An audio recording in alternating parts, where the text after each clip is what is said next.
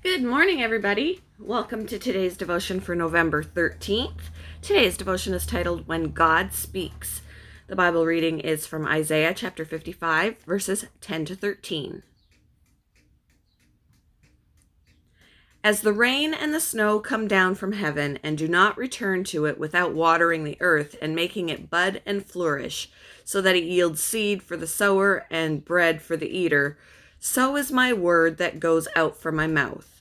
It will not return to me empty, but will accomplish what I desire and achieve the purpose for which I sent it. You will go out in joy and be led forth in peace. The mountains and hills will burst into song before you, and all the trees of the field will clap their hands. Instead of the thorn bush will grow the juniper, and instead of briars, the myrtle will grow.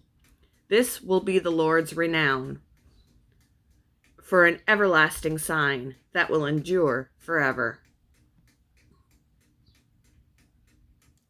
Lily, a Bible translator, was flying home to her country when she was detained at the airport.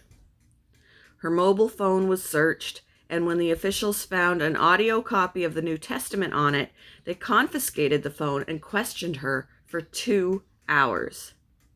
At one point, they asked her to play the scripture app, which happened to be set at Matthew chapter 7, verses 1 and 2.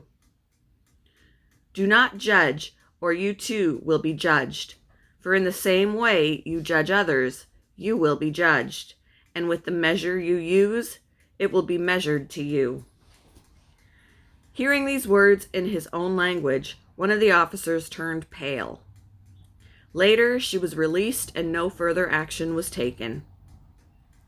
We don't know what happened in that official's heart at the airport, but we know that the word that goes out from God's mouth accomplishes what he desires. Isaiah prophesied these words of hope to God's people in exile, assuring them that even as the rain and snow make the earth bud and grow, so too what goes out from his mouth achieves his purposes. We can read this passage to bolster our confidence in God. When we're facing unyielding circumstances, such as Lily with the airport officials, may we trust that God is working, even when we don't see the final outcome.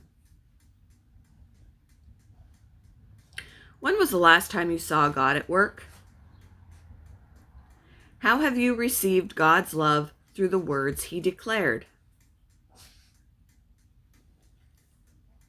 Thank you for joining me for today's devotion, and I hope you all have a wonderful day.